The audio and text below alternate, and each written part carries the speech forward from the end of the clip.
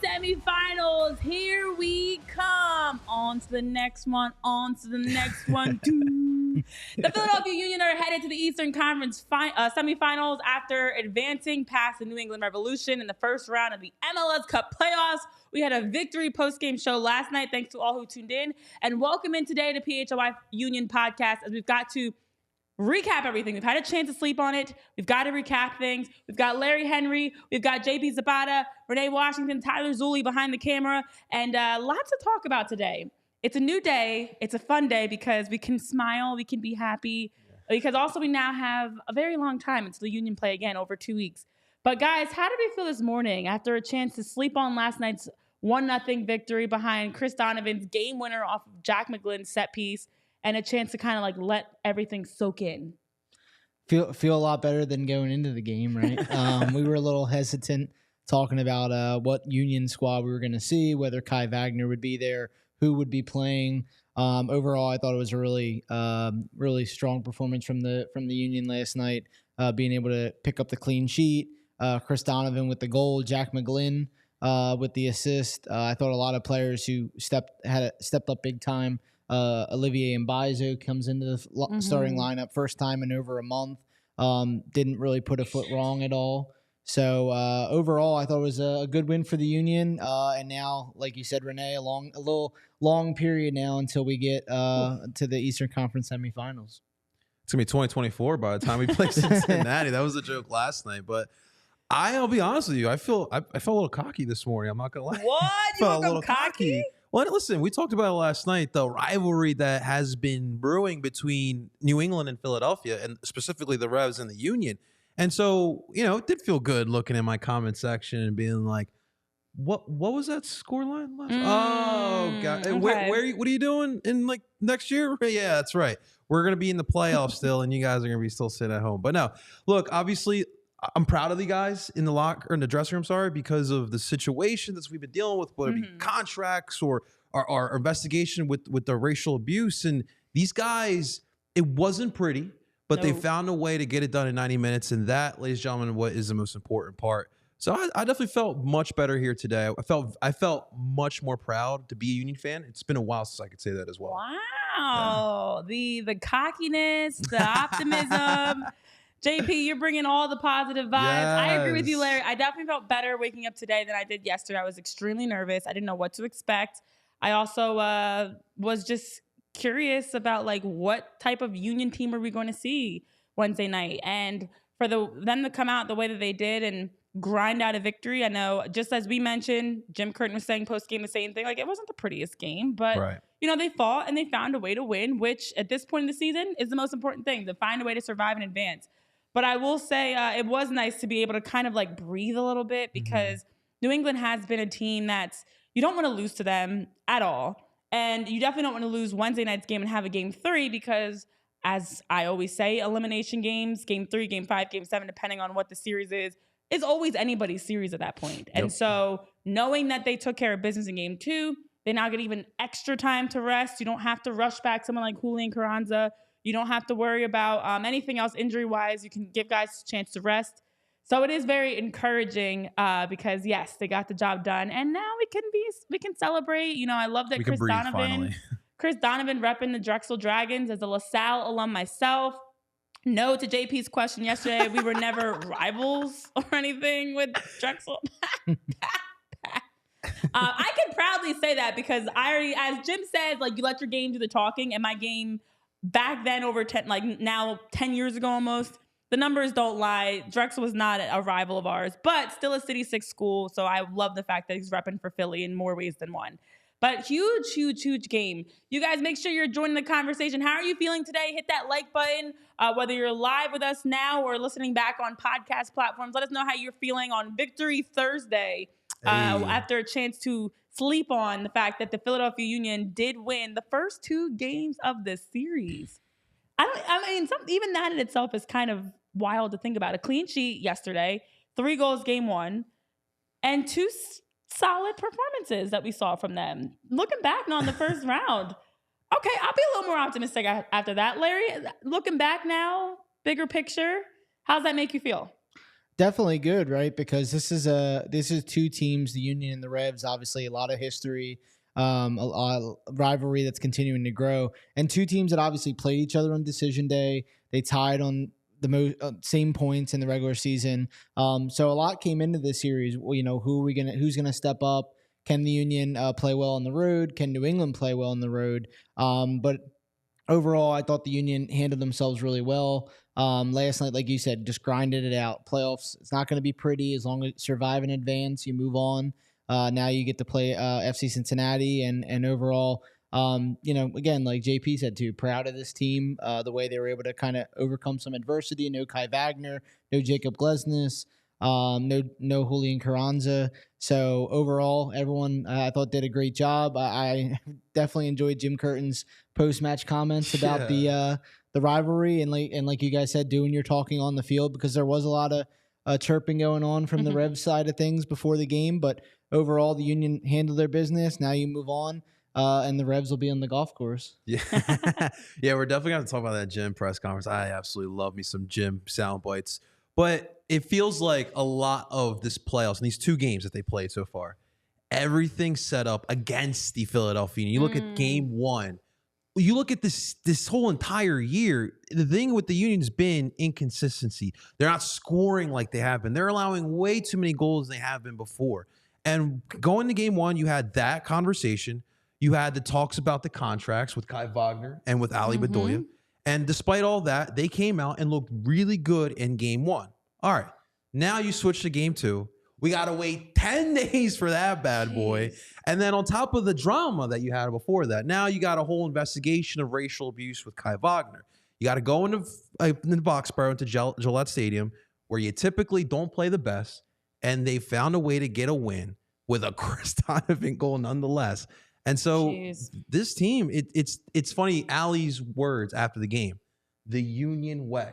And what does that exactly mean? It means getting the job done no matter what the circumstances are, no matter what people are saying. Even if they are doubting you in the MLS Cup, you still find a way to make it a game. But the resiliency from this bunch, you can't just praise them enough. It's incredible what they've been doing. Yeah, it kind of reminds me of like a boxing match, and like They're the fighters. Union are like Muhammad Ali in the ring, and it's just like they're just getting hit. There's a rope a dope. They're taking all the punches, and they're just going round after round. And it's like, how many more punches can they take? And I'm hoping they punch back. I'm hoping that there's a change. But it is wild when you think about prior to the first round, our conversations were the news broke around Ali Bedoya, the news that we had been continuing to follow around Kai Wagner. How's the team going to handle this? Their captain's been, told he's not coming back next year. One of your best players in Kai Wagner is possibly not coming back. We saw the crypto, the types of posts he's making. His significant other, his wife's making the same types of posts about their future and last time in Philly, last playoff games, all these things that we're reading between the lines. And then fast forward, because it's been over a couple weeks now, fast forward, we're now having totally different conversations. So it is incredibly insane to me when I think about how much this team has been through in the last couple of weeks alone, let alone the fact that through all of this, they've only played 2 games since the decision day, and that was October 21st. It is November 9th, and since then you've only played 2 games, and then now you have to wait again until after Thanksgiving to play again. I know we made the joke before, JP, on the show that the series started and you're picking out your Halloween costumes, and by the time you get into round 2, you're now finishing up carving turkeys and like wiping your face from all the mashed potatoes and stuffing and turkey and ham that you've just inhaled. That's the reality of things. Like, this is such a long stretch for a postseason on top of an already chaotic time. I wonder if it almost would have been easier if the Union had quicker games. I don't know. And we won't know at all, of course, but like, I wonder if it hurts them or helps them to have these long breaks. Injury-wise, definitely helps. Jacob Glesnes, Julian Carranza, these guys definitely helps them out. But mentally, everybody's going through the same challenges, but now you sprinkle in these other issues. I don't know how much that helps. I don't know. I mean, I think for sure because this bunch has kind of gone through that in a sense. Obviously, last year they did have the bye, and the year before they also did as well. That's true.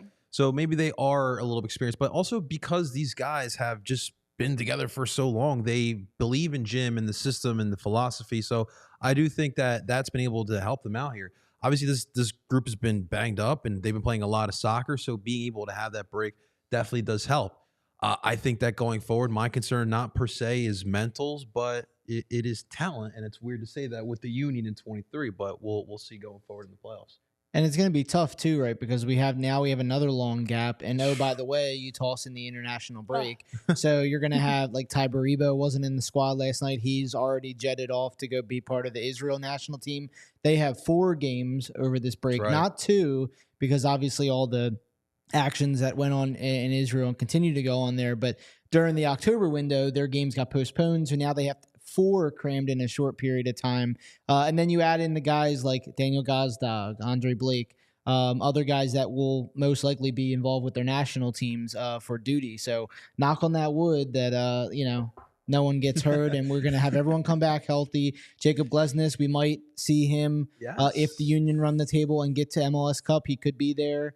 Kai Wagner, obviously, we know won't be there until MLS Cup at the earliest due to the suspension. But overall, I think it's just next man up mentality. We saw that last night. We had guys come in. Quinn Sullivan delivered a strong performance. Chris Donovan off the bench. Joaquin Torres off the bench. Olivier Mbaizo starting at right back. So overall, hats off to the Union. Now it's on to Cincinnati because, now you're going on the road this next coming round, and they haven't played particularly well on the road throughout the season, except for last night. Yeah, exactly. Eugene Krabs, welcome in. I know you're asking where everyone's at. Let's get the conversation going in the chat. Drop your thoughts, drop your comments. I know, Jose, you're sharing a quote from Bueno on Curtin talking about how he's always demanding and giving respect to every player, and you consider him a true winner. I look at this group as kind of, I love making analogies, guys. It's just, I have all this information in my brain I feel like I need to share. It just reminds me of King Leonidas and 300 and the Spartans. And that's what the Union are also feeling like right now. So if maybe the Muhammad Ali comparison wasn't on, I'm going to go with that one too, that it just feels like this is a group that's outnumbered in a lot of ways or outmatched in a lot of ways. In this case, it's the outside noise. It's the issues going on around Kai Wagner and him, what from the contract to the racial slur. It's all the question marks. It's the injuries. And yet King Leonidas, a.k.a. Jim Curtin, keeps leading the Union to impress and find ways to win. And so I think for me, looking at yesterday's victory was exactly that moment that you have Chris Donovan, who hasn't scored a goal in MLS play since July. He scored an MLS Next goal. He scored Leagues Cup goal. Hasn't scored a goal in MLS play since July. You have Nate Harriel, who had arguably your next best chance that went off the post in the first half off of a set piece. He now was knocking on the door for his second playoff goal, and he's only played 5 games. 4 postseason games, 5 total regular season games or something low. Yeah. You have Jack McGlynn, who's been steadily rising and getting better. I know Larry did a great piece on Jack McGlynn, who delivers a beautiful assist, also had one of the best chances that squeaked just wide of the near post. It's Quinn Sullivan, another one that's come into the mix, and his minutes have continuously been improving and increasing, and his role's been improving. It's not Daniel Gazdag. It's not, Jacob Glesnes. It's not Kai Wagner. It's the youngsters. It's the homegrowns that are literally lifting this team up. And obviously, Andre Blake, we agreed, was hands down the best player of the match for the Union yesterday. The saves he made, even that offside call, had it been onside, didn't matter. Andre Blake was still gonna make the save. He gets the clean sheet and without a doubt keeps that game going. But you look at those youngsters. You talk about Torres, Jose Nunez in the chat.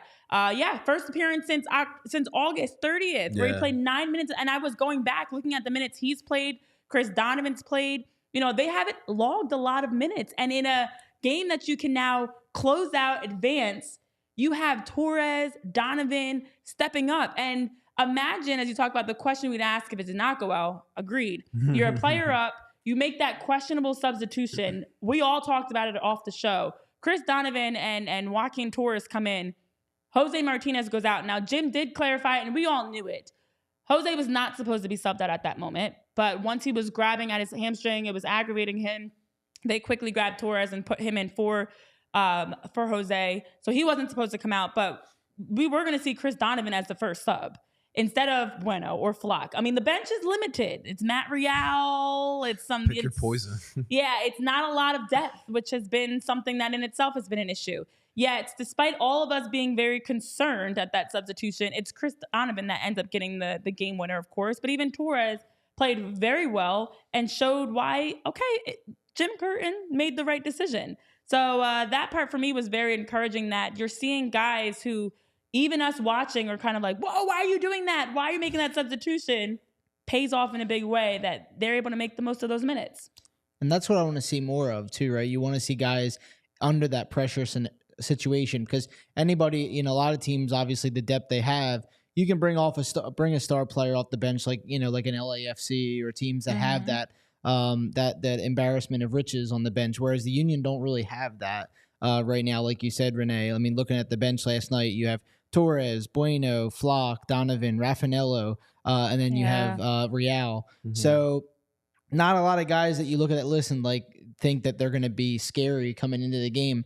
But overall, they're guys that have points. They have points to prove. They want to be part of this team, not only this season but long term.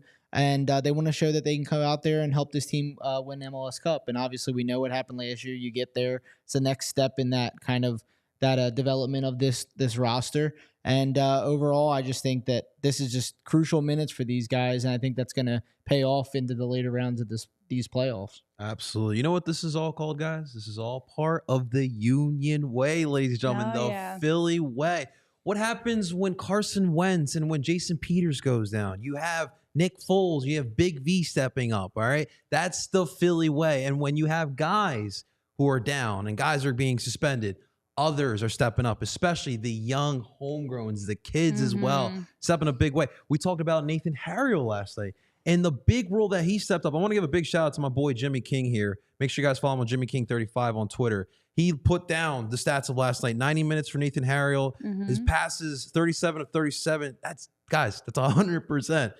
2 for 2 on his long passes. He was great with the tackles, 7 clearances, 9 recoveries, and playing on the opposite side of where he typically plays. And to me, he's kind of the emphasis of this Union Way, stepping up when you need someone to step up the most. And I thought that was spectacular. You talked about Quinn Sullivan stepping up in the way. So you're getting the effort. You got guys who are obviously bought into Jim. Obviously, Jim is Jim at this point. But again, we're having the same issues with the attack. And last night we talked about, with the struggles, not the struggles, but the concerns at the width. Obviously, Nate not playing on the right side, and Olivier, your worries on defense. The attack had to obviously be a little bit more narrow. You had to attack more centrally for sure. And we saw a lot of spacing issues. And I'm curious about your thoughts. We wanted to ask you here, Larry, as well. But the attack, that final third, still seems to be missing here. And I don't know at this point in the season if there's anything that can be done. Yeah, it's tough, right? I think it's confidence right now in those guys, Ura and Carranza and Gazdag right now dipping a little bit. But overall, I just think that even Quinn Sullivan, right, he comes in, obviously we learned about Carranza's injury early in the week. Sullivan comes in, a lot of great vertical running, had a few good chances that he missed. I'm sure he would want them back because you give it to him again, he's probably going to bury it. But overall, I just think that, again, it's that next man up mentality. Sullivan comes in, has a good performance, doesn't get a goal, but overall good for his confidence. Great for Chris Donovan, who, like you said, Renee, hasn't had a lot of goals this season. And Jillian, obviously, in the chat, 2 game winners now this season. So hats off to Chris, because it's a guy that has made the most of his time in Next Pro, come up and performed well. But yeah, you still want your star players to show up. We haven't maybe seen the best from Gazdag in the final third, Ura as well, and Carranza. But I think they're gonna fix that. I think once the goals come, they're going to start flowing for this team. But again, you need the goals. And with this next round coming up, you have a long layoff. Everyone hopefully gets rested, recovered, healthy. Then you go and play an FC Cincinnati side that right now is without their 2 top defenders going into that game. So I think the odds might be against the Union, but overall, right now it's looking pretty good if you're the Union front 3 needing a goal. And by the way, this team you're playing is not going to have its top 2 center backs for that game. Yeah, exactly. I mean, I know we'll be able to dive deeper into all of that because you're right. Like when you're looking ahead at FC Cincinnati, there's a matchup opportunity there that's huge for the Union. That next man up mentality, Jillian, that you're commenting on, that JP was talking about, that's exactly what we see from Philly day in and day out. Who would expect the Sixers to have the best record, be tied with the best record in the NBA after last night's win over the Boston Celtics, and Joel Embiid be carrying the team? Who would expect that? Even the Flyers, 5 wins on the season, nobody expected them to do much of anything this year. The Union definitely were counted out, especially after we started seeing the injuries. Everybody was comparing their offensive production to last year's because last year was historic. It's hard to duplicate that and have those same numbers the following year. As we talked about in the postgame show, teams have the playbook out on the Union. They've made adjustments defensively. They've been matching up with Daniel Gazdag specifically, but also looking at the front 3. You don't see as much from Uwa. You don't see as much from Carranza. You don't see as much from Gazdag. It has been the other guys that have been able to, create for you and have a little bit more. It seems like they're playing a little bit more freely. Mm-hmm. And so that's my concern because down the stretch, as much as we love the minutes that Torres gave, him and Donovan in their 23 minutes did a really good job of helping to they each generate a shot. Obviously, Donovan's went in. You look at the production of Nathan Harriel, one of the higher productions as you were reading the stats across the team in terms of like near goal scoring chances. He had, a shot that he created that went off the post. Oh, yeah, Damian Lowe even stepping into the attack on set pieces and different things. So you like the fact that the other guys are stepping up, but you still need more from your top dogs down the stretch. It's playoff time, and you're going to need them to be able to get wins and results. Welcome in HC. Dupe to you as well. Eugene Krabs, same thing. I know you said poop, but we're going dupe. It could have been a poop, but it was a dupe last night. Could have been. But it's great to see the way that the Union have embodied. I love the comparison to the Eagles Super Bowl winning year because this is the same type of fight of the Union that we're seeing. I'm not saying right now definitively they're going to go on and win the MLS Cup. You're saying there's a chance. There's always a chance. You're still alive. You're still playing more games, so there's always a chance for anybody still alive. But you do see those similarities between the Union and other Philly teams of just next player up mentality, finding ways to win, finding ways to grind out results. And Jim Curtin's post-game thoughts were very consistent with that same thing of just how proud he is that they were able to come out and win, take care of business. They talked about wanting to win in the first 2 instead of forcing and allowing, I should say, for a game 3. And even being shorthanded for a lot of reasons, as Jim was talking about, for the guys to step up and play the way they did, he loved it. We all did. I mean, this was probably the biggest question marks for us around who's next, how are they going to play, how are they going to step up. And yes, as Jim mentioned, and as we all know, the red card to Mark Anthony Kai being down a player for the entire second half and the last couple minutes of the first half for New England doesn't help them at all. Mm-hmm. It definitely helps the Union. But as we know, and as we talked about, it didn't ever seem like it was an 11v10 game. It was still, unfortunately, very evenly matched. That's slightly concerning to me. But the Revs had a lot of fight in them too. And now to see the Union be able to find a way to get a win and find a way to grind that out was awesome to see. Lauren Michaels, basically that's what I said. They're winning the cup. That's it, guys. We just compared them to the Eagles Super Bowl championship team. Bam. That's all show over, actually. That's all we needed to talk about. That's a wrap. The Union are going to win the cup. But Eugene's saying, I feel like this Union team would have a similar fate to the 2018 Eagles and not the 2017 Birds. Oh, man. So, Eugene, you didn't who's throwing the interception? You didn't have to go there.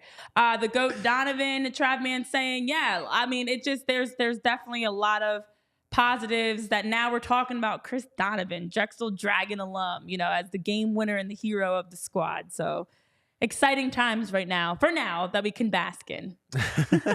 For sure. And I mean, I think Jim is the most important part about all this, guys. Like, he's, to me, the one constant there. He's still here. and against Colin PA for New England, that was obviously the big mismatch. And, you know, we talked about it yesterday. Like, I felt like it was catered for New England to win game 2. And I feel like a lot of just what Jim emphasizes was the big reason why we won. And obviously, I loved his comments at the end of the game at the press conference. You know, this whole generational thing, young players, a new mentality, talking a lot, too much crap. I don't know if it's just because the MLS has just become a much more better quality league, and now guys seem like they can talk. I don't know what it is, but I thought that was an interesting topic, and I started thinking about that one too. Yeah. I mean, I'm curious your guys' thoughts in the chat. Welcome in, Adam, HC, Tradman, Eugene. I'm curious your thoughts, Lauren, about the chirping that we've seen from guys. A lot more trash talking, and as Jim Curtin was talking about post game, it's not just guys that are playing and impacting the game. It's guys that aren't seeing minutes or guys that don't really have a big role on their respective teams across the league. But as we can all probably agree, it's across sports that you're seeing That's true. a lot more chalkboard material where guys are coming into press conferences or on social media or whatever it is, chirping, talking trash. And I also was one that grew up with the whole mindset of you do your talking on the field. Amen. Like the best way to shut someone up is to put the ball in the back of the net. Amen. And now you can, that's all I needed to say. But we are seeing a shift, and I'm going to take it a step further and be the 31-year-old that I am and say that it's this new generation, this younger generation's influence from social media possibly, where like nowadays you have so much more of a platform to just say whatever you want to say, do whatever you want to do without having to worry about like anything, essentially. Like you can literally post or say whatever you want. And even people have like trolls have always been out there. That's always been a thing. But now with social media, you see more people getting into beefs and whatever other mess or just like posting these controversial things. I don't know. A part of me is like kids these days kind of feels like we're getting a little bit more of that. It used to be Eugene Krabs was talking about Dennis Rodman and those types of players. I know Jim was talking about like Taylor Twellman and Clint Dempsey, guys that would just, I'm going to beat you every time I go against you. I'm going to knock you off the ball. I'm going to win the 50-50. I'm going to score. My team's going to beat your team every time. And that's how I'm talking trash. So I don't know if it's an age thing, but that's kind of how I'm feeling about that debate.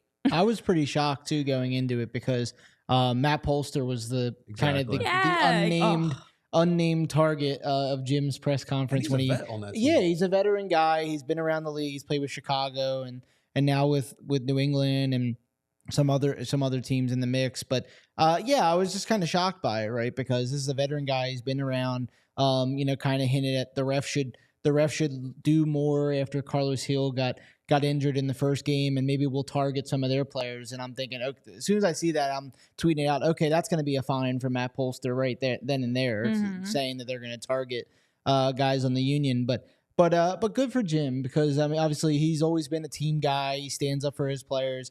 He comes out and talks about it after the game. And it wasn't only this game. He even hinted at the FC Cincinnati New York Red Bull series as well, which he has an eye on it. He's obviously keeping an eye on it because the winner of that series would have played the winner of the FC Cincinnati series. And obviously the Red Bulls were a little bit like that after they win the wild card round. They smoke Charlotte FC 5-2, and then they probably figure, okay, we don't care if FC Cincinnati's number 1 seed. We're going to take care of business and end up being the other way around. And now FC Cincinnati's moving on and the Red Bulls are going home. But overall, I just think it's good for Jim. And like you said, Renee, you want to go out and obviously just do your talking on the field. That's the best way you do. The other person could be talking to you. Just focus on your game. And the best way to shut somebody up is to send them home. Yeah. And I honestly was a very big trash talker. I have no problem admitting that. But as the competitive edge in you, never. Me? No. But I know I'm going to read some of the comments in the chat. Not all of them, Eugene Krabs, I'm looking at you.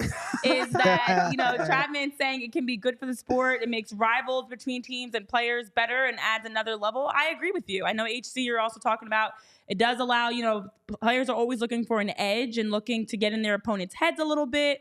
Jillian, you're saying you don't see Bryce Harper talking trash. He just goes and smashes the ball and stares you down as he rounds the bases. That's how it's done. Bingo.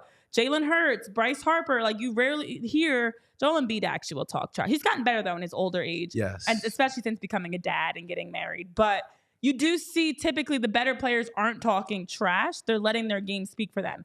But I will say, I think there needs to be some level of like competitive trash talking because it's fun. Sports are fun. We're not talking about like brain surgery or anything or politics. Like we're talking sports. So I do enjoy the small trash talk here and there. When you see on the field or the ice or, you know, the court or whatever the sport is, you know, someone jump in someone's face a little bit or you make a big play and you celebrate. Like, I love that.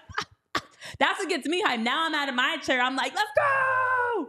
So I'm getting hyped up right now. It does raise the energy, the intensity. Like, we're not playing tennis or golf. We're out here doing the little, like, this isn't a poetry contest of the snaps. Like, I want you fired up. So I love trash talking to an extent. I just do not like when it's people that do not have a role on the team. I think that's where the line is for me. If you don't play minutes, if you're like a reserve player that comes out and just kind of blends in, don't talk trash. It's not a good look because you're not good. Yeah. It's almost like a fan talking trash, but I'm not in the game. I don't have any implications. I can talk trash because I'm just a fan. But if you're like a bench player or even like a Matt Polster coming out with those comments and you're not a bench player, you start, you're out there, but it just is not a good look. It's not a good, like, if Hill's talking trash, go ahead, do your thing. You're one of the best in the league. Trash talk away. If even I don't know who from the Union would be a huge trash talk outside of Jose. Yeah, I was like, Jose's talking trash. Go for it, but don't be a guy that we barely notice on the pitch, and you're out there running your trap, giving bulletin board material. So yeah, I agree, Jillian. Only talk trash if you can back it up. If you're riding the bench and not going to contribute, quiet that noise. We don't want to hear from you.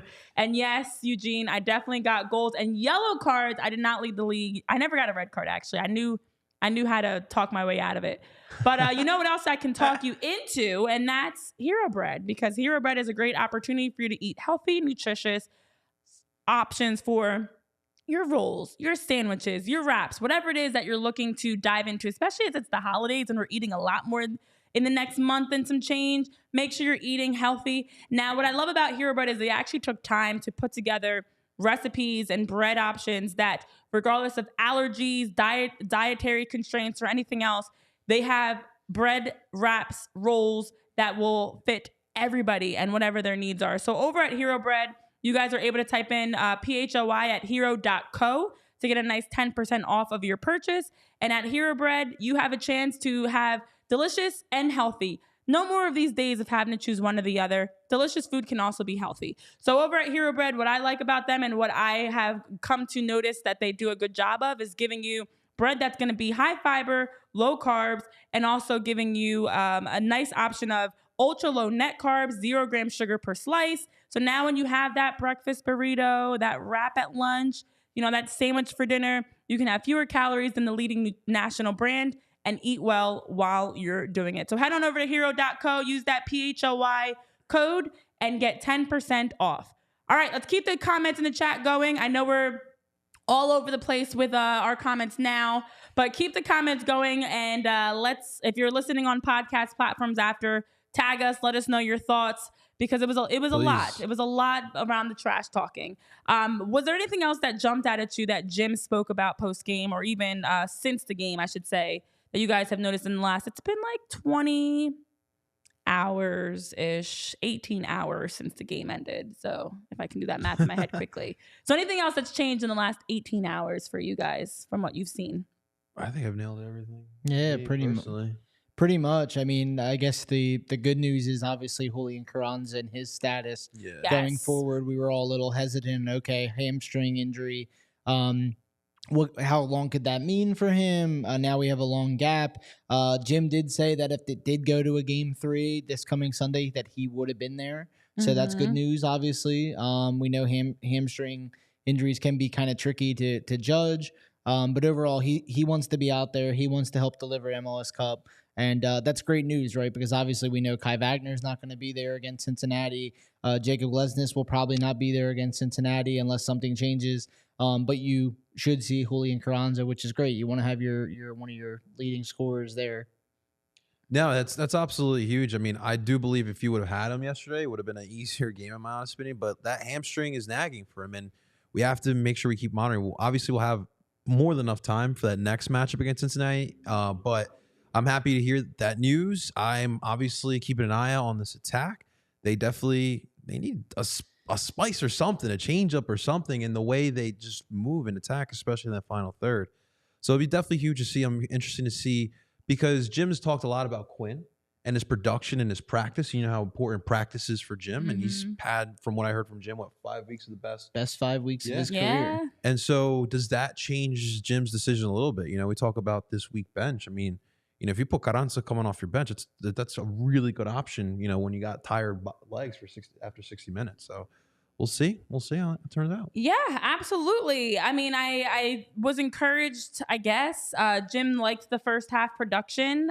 He thought that they did a good job being compact in their defensive shape. I definitely agreed with that. I know, Lauren, you're saying in the chat you were proud of the back four last night. Lowe has really been a great spot this season. I do think Lowe's had some ups and downs for sure. We talked about it on the post-game show yesterday, but we're seeing him trending more in the right direction of just being consistently a steady defender. If he can continue to play smart, he plays aggressive. He has, in my opinion, really been evolving as a leader and a voice for the team. And I thought defensively it got better as the game went on. The first 10 minutes or so, I was a little bit concerned with the defensive shape. Felt like they were very flat. But after 10 days, I kind of expected that. But on the other side, for the first half in general, Jim felt like, you know, defensively was where he thought they did a good job. And it made it hard for the Revs to break through them and find gaps to, you know, unbalance them defensively. Just wasn't great in how they were attacking. And that's what we talked about, you know, yesterday, of just they did such a good job of being compact defensively, but now you have to figure out a way to, as soon as you win it, quickly transition, get your shape, get heels to the sideline, stretch the field, find more width. And even when they went to a 4-2-3-1, you saw a little bit more of the movement that was there.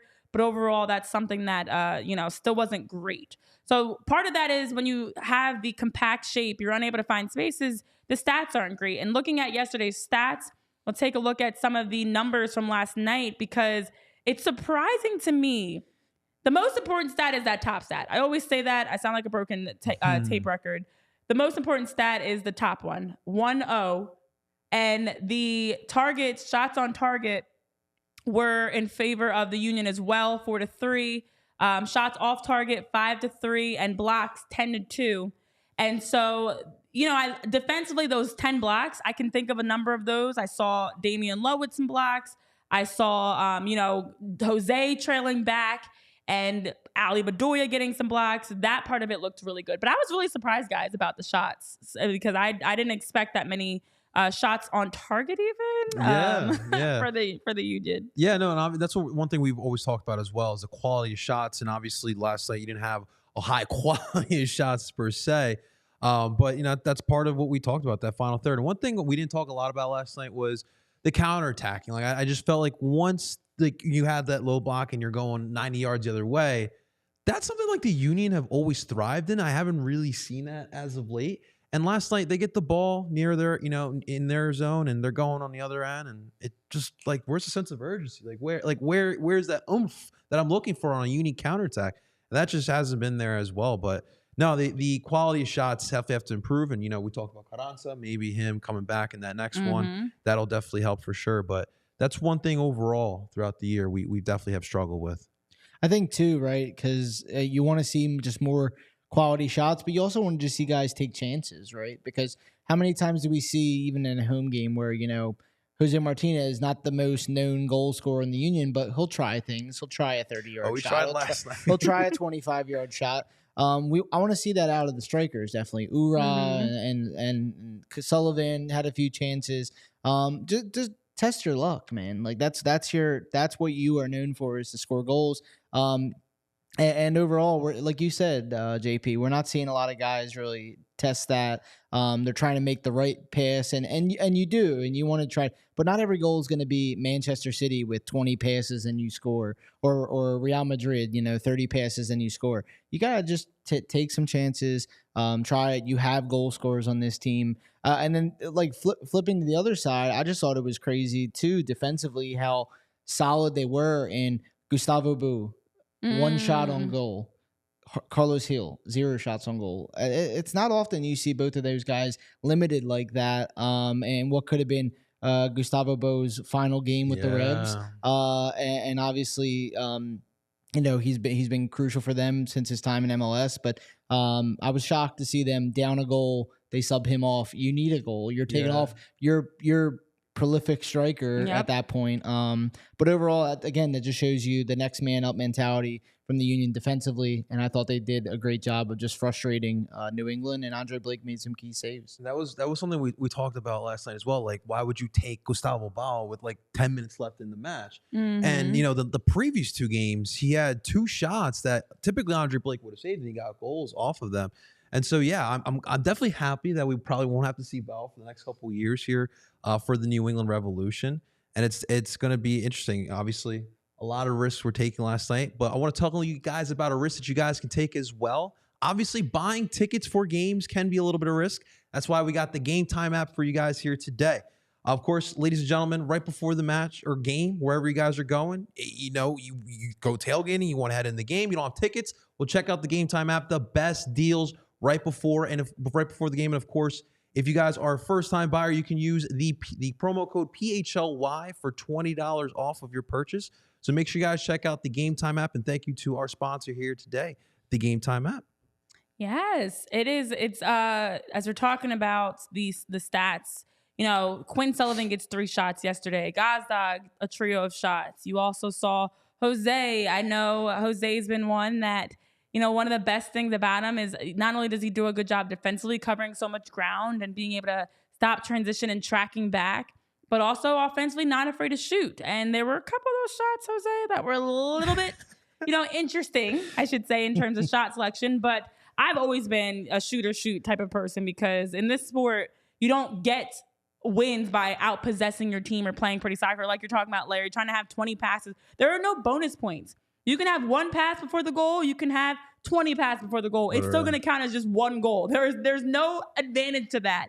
You need to find a way to put the ball in the back of the net. So I do love the fact that Jose is one consistently that we see that adds that extra, where he's not afraid to shoot, not afraid to take chances. And I would love to see more of that from other guys, Daniel Gazdag being one of that. So those stats to me were very surprising, because I know it was 11-2 that the Union had outshot the Revs in the first half. And to me, it looked like it was a lot more even than that. That's startling to me, that you had 11 shots in the first 45.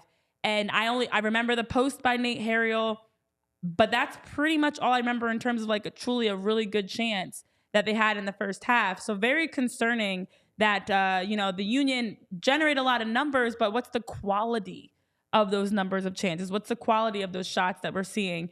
But it's definitely been very interesting when you look at the across the board, the numbers that we've seen in terms of the production. Yeah, I know Lauren is saying he hit that one goal this season. So you better believe he's shooting that every time. Yeah, I agree with you. We saw once Jose had that possible goal of the year, he's been ever since just continuing to shoot like that. All right, so let's take a look a little bit deeper into the numbers and talk through some other stats, because not only was it surprising the number of shots, the final number of shots 19-8 in favor of the Union, but the total expected goals 1.2 to 0.4 for the Union, and just 4, as we know, 4 of those shots on target compared to the Revs 3 shots on target. So to generate 19 shots and statistically only 1.2 of those expected to actually go in says a lot about the quality of those shots. And that's a number that, as you look at the stats, and I know I was pulling up a whole bunch of stats, there's an incredible picture that you can paint through that. Passing accuracy, the shots on goal, possession in favor of the Revs, passing accuracy in favor of the Reds, total passes in favor of the Reds, shots obviously in favor of the Union, but the expected goals, the potential chances that you're shooting that could go in, very low for having that many shots in a game. Not good, guys. Yeah, it was tough too, right? Because Nate Harriel hits the post. Like you said, Quinn Sullivan had a really good chance in the first half on the counter, cuts in on his right from the left side of the box and just misses the right post. But yeah, those are the 2 that really stuck out to me. Is okay, these are chances that they're gonna, if the Revs do take a lead, then they look back at, we should have made our chances. Those are two we look back on. But overall, I think the Union, we've heard Jim obviously talk about before, they're not okay with the possession. They're not Manchester City, who want 80% of the possession. Real Madrid, who want 90%. Right, yeah, putting up 6 goals a game. They'll take 30% possession and still win 2-0 or win 1-0 or 2-1. They're okay with that, and they're a good enough team that they can do that. They're sound defensively. Yes, they're missing some key defenders, but they're still sound defensively. They still have the best goalkeeper, in my opinion, in the league, in Andre Blake. They have a number 6 in Jose Martinez, who can do so much in front of the back line and cover so much ground and pester the opposing team's attackers. So it is worrying, but I think, again, we will see this attack.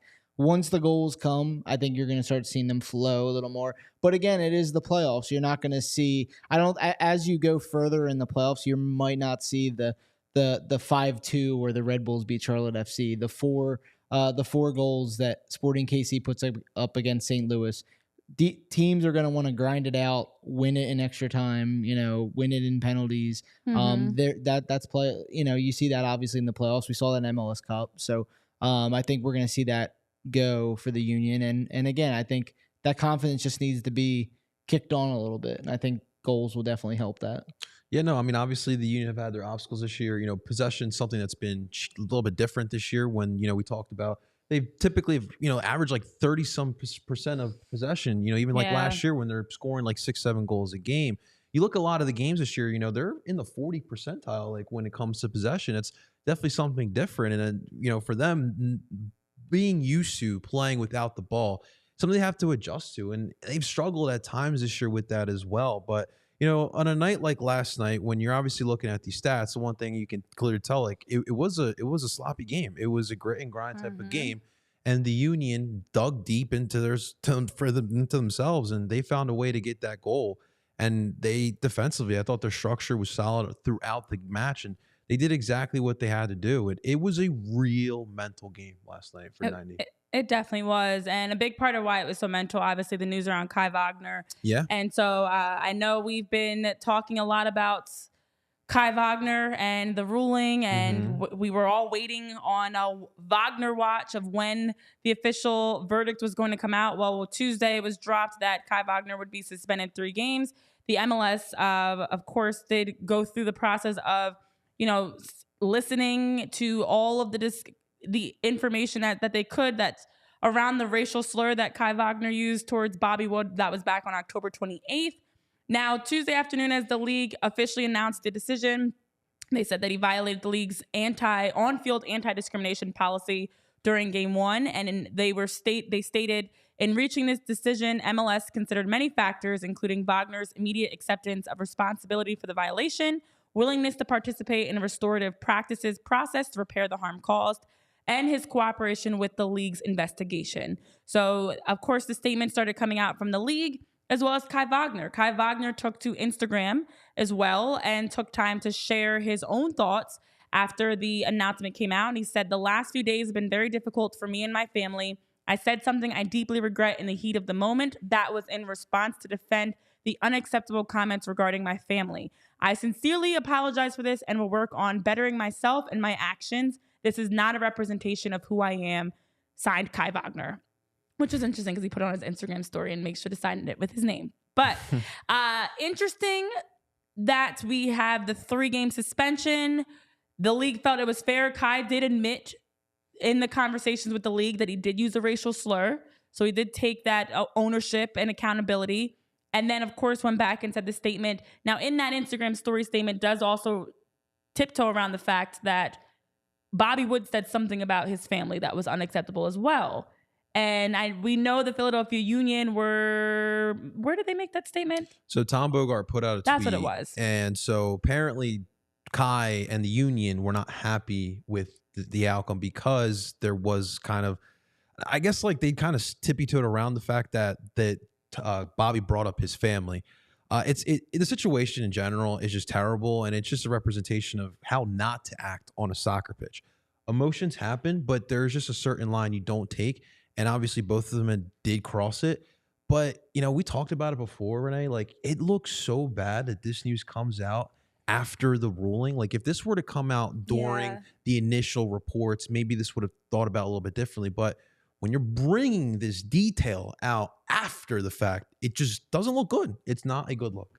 I'm not and Eugene Krabs and anybody else inappropriate is not going to like this, but this is the best phrase I can use. I'm not a tit for tat person. I do not believe in you say something racial or disrespectful, so I'm going to one up you and try to do the same thing. And to have it come out after the fact that apparently the reason why Kai was so upset at the point that he used a racial slur was in response to a comment about his family. I'm not excluding and saying that anything that Bobby Wood said about his family was okay, but I'm also not going to negate the fact that you still used a racial slur. Yeah. And again, like we've talked about on this show, like we've talked about off the show, there's never a reason to use any sort of slur, whether it's racial, homophobic, sexist, whatever. There's never any excuse to go that far. If somebody says something about your family, the typical response is you're cussing them out. You might jump in their face. I would actually have preferred that response. We see him jumping in his face, getting irate, and people having to hold him back and almost to the point of fighting. That to me is more of a natural response than someone says something about your family, I'm going to say something racist back. And then I know Eugene Krabs is saying in the chat, it may be unpopular, but you low-key hate the term, it's been very difficult for me and my family line. How? What's been difficult about this for you? I don't understand. You used a racial slur. How has it been difficult? Waiting for the final verdict from the league? Is that what's difficult? He's using that guilt card a little bit too much. It's a guilt card that I don't like because I said something racist to you, but now it's been difficult for me.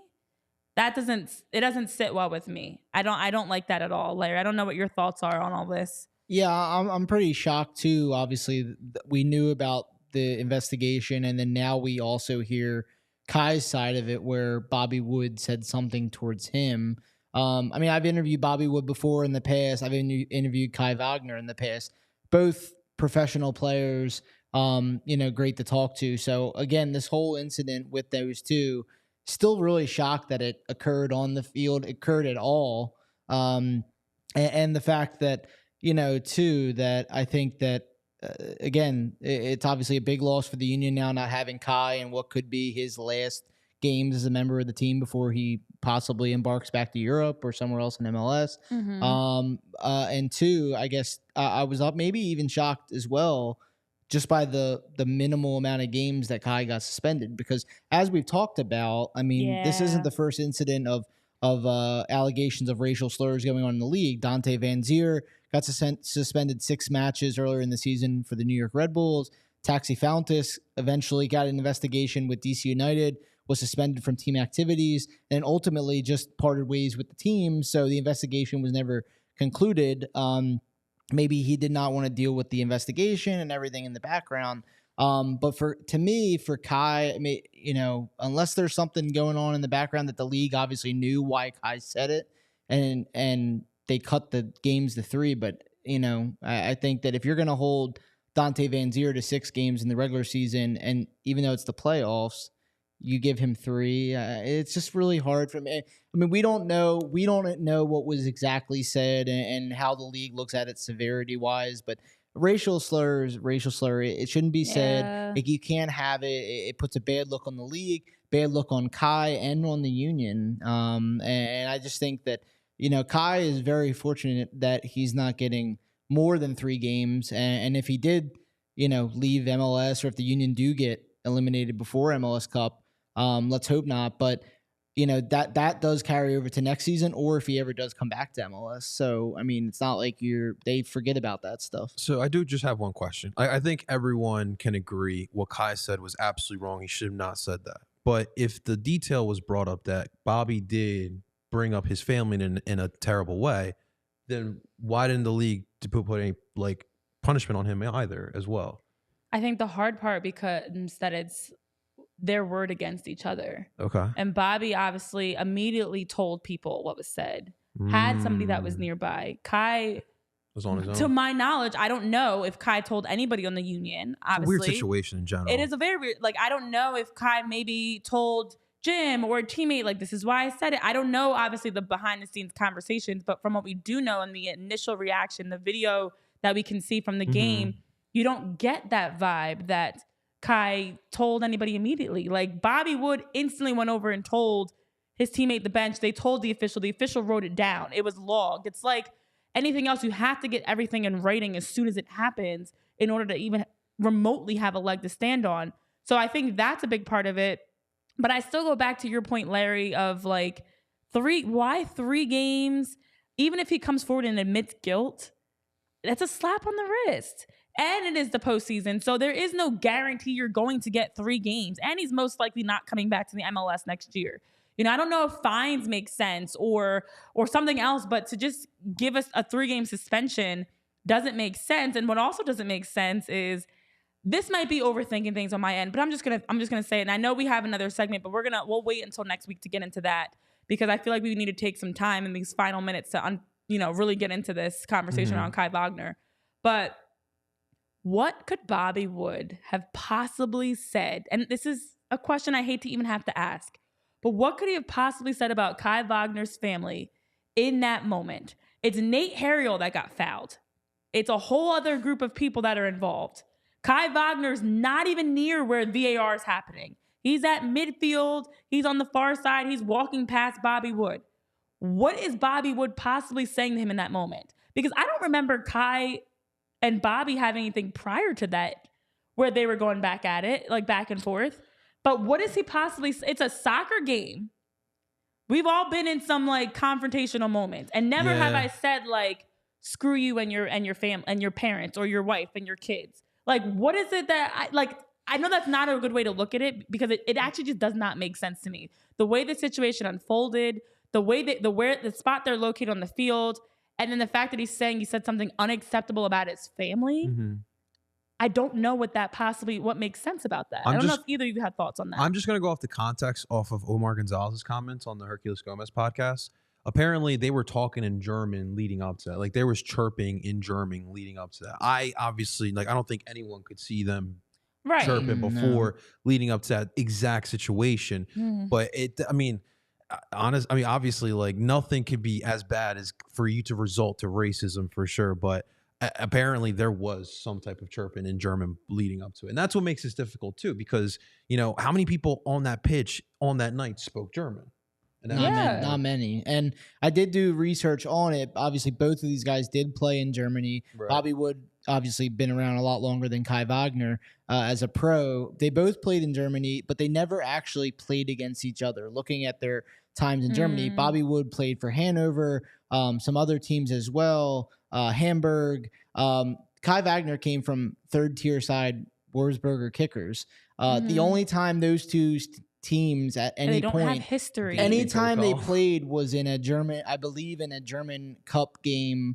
And looking at their stats, they were never on the field together. They were never actually, like, Kai wasn't in the squad, but Bobby was, or vice versa. Like, they were never playing against each other. So, I could see there is some things that carry over from years and years, and maybe if they played against each other and something happened and this and that, but they never played against each other. They were in the same country as each other at the same time, but they were never playing against each other. And again, that doesn't give you the right to bring out racial slurs or comments about people's family members. Like, it just something I don't know how it went, and we obviously didn't really get to see it on video at all. No matter it was the Apple TV angle or anything post match. I know Jonathan Tannenwald obviously had a video breakdown of it as well, but yeah, it's tough, and it's just like, again, I'm just again, I'm kind of shocked that Kai only got 3, because if as the league, if you're trying to get this, make sure this stuff never happens in the league, and you're gonna punish Dante Van Zier for 6 games, and let's not forget, the Red Bulls had a lot of negative publicity around that team at that time. I mean, fans wanted Gerhard Struber out because of it, because he left him on the field. He was obviously told about it and continued to leave him on the field during that game against San Jose. A lot of fans didn't go to the games after that, and kind of as a retaliation. So again, I know that Kai Wagner isn't Dante Van Zier, and different skill, different player, but again, it just doesn't seem right to me that he only got 3. I love Kai Wagner as a player, always great to talk to, but again, it's just not right. Yeah, it's just a very odd situation, and it's very unnecessary. Yeah. You know, it's like I said earlier, it is just sports. There's no reason why it should get to this point. You're going back and forth, even if they were chirping as the game was going on. Obviously, the Revs and the Union overall have such a budding rivalry, and they do not like playing each other. It's always physical. But even with all that being said, nothing justifies it getting to the point that Bobby Wood makes a comment about your family and you make a racial comment. It's wrong on both sides. And to your question, it is interesting that nothing's been done for Bobby Wood. And I don't know what Giacomo Veroni or anybody else may or may not have heard that Bobby did or did not say. It's all speculatory. There's no camera footage. There's nobody that heard it otherwise. And so now it is literally it's Bobby Wood's word versus Kai Wagner's word. Yeah. And that's the tricky part about all of this. But it still doesn't feel to me, it feels like a Band-Aid was put over top of it. Like, it doesn't feel like it was fully resolved. And anytime something discriminatory is said, the response is always, I'm going to go educate myself and take time to, work through those practices to be a better person. No, that's just, it's fluff. It's all this feels very fluffy. And that's where for the league specifically, to give out a 3-game suspension, I am a Union fan, but I'm also very much anti-racism or anti-anything like that. Amen. And that definitely outweighs any sports fandom. And I can say and admit for Kai Wagner, it should have been harsher. Yeah. That is a slap on the wrist. And then you come out with this statement, and now the Union and Kai are upset saying more should have been done for Bobby Wood. No. How about you just don't make a racist comment in the first place, and you don't have these issues. Don't take it that far that you're saying something racial, because we don't have these issues. Yeah. Someone says something about your family, you go back at them with something else inappropriate. There's plenty of other things you can say inappropriate that are not discriminatory. So it just, to me, is a lot, and the hoopla is unnecessary, and we should not be having this conversation. It should not have gotten to this point at all. You know what it seems like? It's that after game 1, Bobby automatically reported this. That's the other thing. And then once, the investigation comes to Kai and they're asking Kai, did you say this? He then goes on, oh, well, he started talking crap about my family. So that's kind of what it does seem like. And I want to, obviously, we all know what Kai did and we all know the wrongdoing, but looking at this as a soccer player here in Philly, where history's not that deep, Kai literally week ago was, had the praises of the fans. He was, a king amongst these fans. Mm-hmm. It was pay Kai. And now, because of his decision here, everyone's ready for him to go. And you talk about that Band-Aid. I mean, they should have just gave him the rest of the suspension for the rest of the playoffs, no matter how long the playoffs last year for the Union. He's done for the rest of the year. And obviously he's not going to come back next year, but this really puts a damper on what could have been a potential Wall of Fame player because of Kai's dumbass decision that he made here. That's a good point. Instead of quantifying it as 3-game suspension, it really should have just been an end of the year suspension. You're done. You're not playing any more games, because that makes it seem like you're not caring about the game specifically. He's done. Yeah. You're not traveling with the team. Obviously, you did not travel with the team. You're not traveling with the team. You're not playing. You're not suiting up.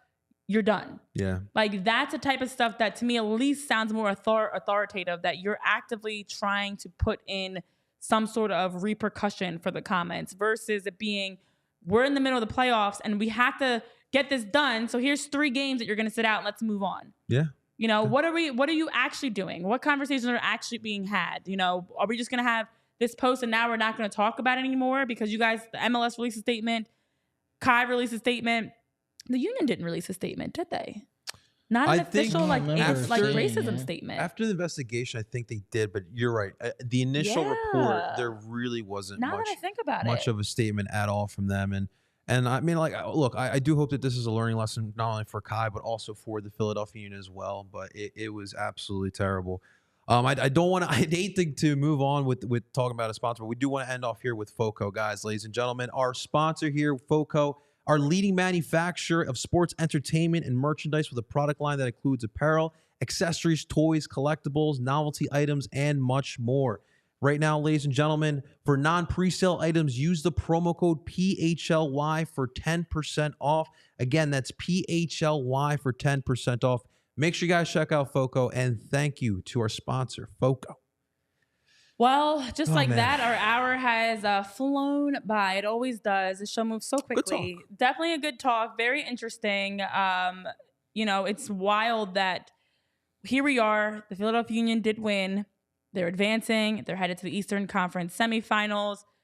Obviously we got the official verdict on Kai Wagner this week. It's been quite it's Thursday. It's been quite a couple of days here talking around the Philadelphia Union. But now we have plenty of days to talk about the Philadelphia Union because their next game, 18 days before the Philadelphia Union play again. So literally after Thanksgiving, we'll be seeing more soccer. Plenty of time we're going to have some fun here on the show the next couple weeks. We're going to be able to talk through a little bit more, have some unique, interesting segments for you guys. So lots for us to be able to talk through, have fun with, kind of kick back and relax before the next game. It's insane to think about in the month of November. The Union are going to play essentially 2 games, but from the first game yesterday in November into the next game to like November 25th. And then who knows what 26th. would happen after that. But here we are, guys. So plenty more to come here on PHLY Union Podcast as we continue to talk about adjustments, tweaks. Of course, there will be more news breaking out. We'll be continuing to follow the injury updates around Julian Carranza, Jacob Glesnes, much more here. Larry's going to continue dropping some great articles. JP and I will continue bringing you content outside the show as well. So make sure you're following us. Hit that subscribe, that like button. Join us in the comments live on YouTube. We will be back on Monday for our show, as well as next Thursday. You can also always listen across podcast platforms to our show, anywhere you catch your podcast. We welcome all of you, whether you're Eugene Krabs or Adam Hurley making some wild comments in the chat, or Lauren. I think we had earlier, I'm trying to remember some of the names that we had. Travman, Jillian, HC, everybody that's joined us here today. Thank you for joining us live. Jose, we appreciate every single one of you, and we'll see you back on Monday for more Union conversation. Have a fantastic weekend, and we'll see you next time, guys. We all silly like the mayor.